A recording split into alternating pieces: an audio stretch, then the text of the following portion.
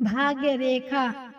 एक बार संगार राज्य के राजा को ज्योतिष विधा पढ़ने की इच्छा हुई। उसने बाजार से ज्योतिष की मुख्य किताबें मंगाई। ज्योतिष विधा जानने वाले पंडितों को भी अपनी महल में बुलाया ताकि वह उनसे अच्छी तरह ज्योतिष सीख सके। कुछ समय बाद वह खुद को ज्योतिष का विद्वान मानने लगा। एक बार राजा अपने कमरे में किताब पढ़ रहा था। एक सिपाही दरवाजे पर नंगी तलवार लेकर इधर उधर घूम रहा था। यह सिपाही लंगड़ा था। राजा ने सिपाही के पैरों की आवाज सुनी।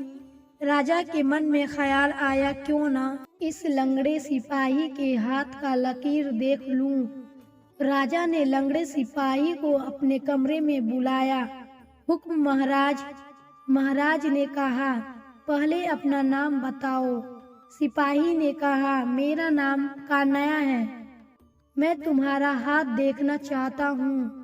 हाथ दिखाओ। ऐसा आदेश मिलने पर कान्या ने अपने हाथ राजा के सामने फैला दिया। राजा ने उसकी अच्छी तरह हाथ देखकर मन में ख्याल किया, यह कभी मालदार नहीं बन सकता। इसके हाथ में धन की लकीर नहीं है। मैं इसको मालदार क्यों न बना दूं। राजा चाहे तो गरीब को अमीर बना सकता है।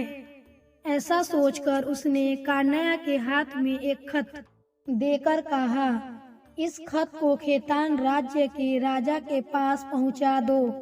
यह सुनकर कान्या खत को लेकर अपने घर आया और उदास होकर मन में सोचने लगा, महाराज के पास हजारों सिपाही हैं, वह मुझ जैसे लंगड़े को वहां क्यों भेज रहा है, जबकि राजा को पता है कि मैं लंगड़ा हूँ। वहां उसका बचपन का साथी सीना भी बैठा था। उसने कहा, भाई क्या बात है, तुम इतना उदास क्यों हो। कान्या ने सारी बातें सीना को बताया। सीना ने कहा, मैं इस खत को राजा के पास पहुंचा दूंगा।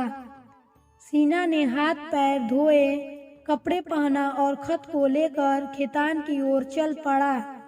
खत पढ़कर राजा ने सिर से पैर तक सीना को देखा और आदर पूर्वक प्रेम से भोजन खिलाए।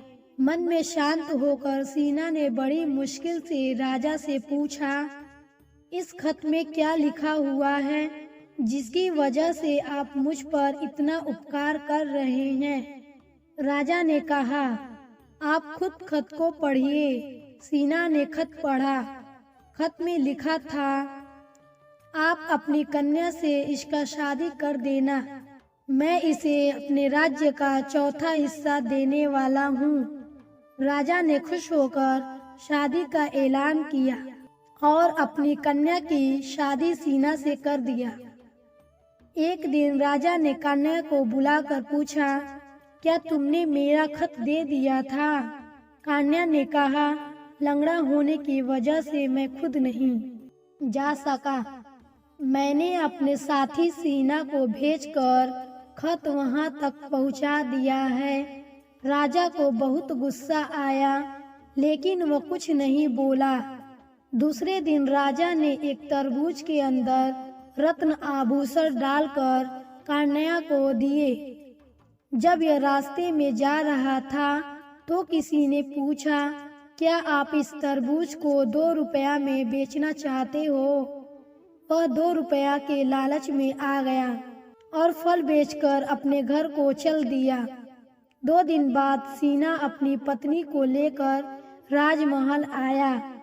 राजा ने उसे राज्य का चौथा भाग दे दिया, जिसके हाथ उसने तरबूज बेचा था। अब वह भी मालदार बन गया था।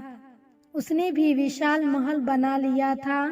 कन्या के दिल में ख्याल आया, वह सब मेरी बेवकूफ़ी की वजह से हुआ है, क्योंकि मैंने राजा के इरादे को नहीं समझा।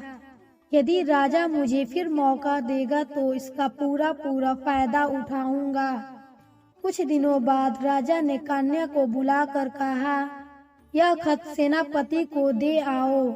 कन्या खुश होता हुआ सेनापति के पास आया। उसने विचार किया कि इस खत में कोई अच्छा सा संदेश होगा, लेकिन उसका अनुमान झूठा निकला। हुक्म सेनापति कन्या को जेल में डाल दिया जाए और इसकी संपत्ति भी जब्त कर ली जाए।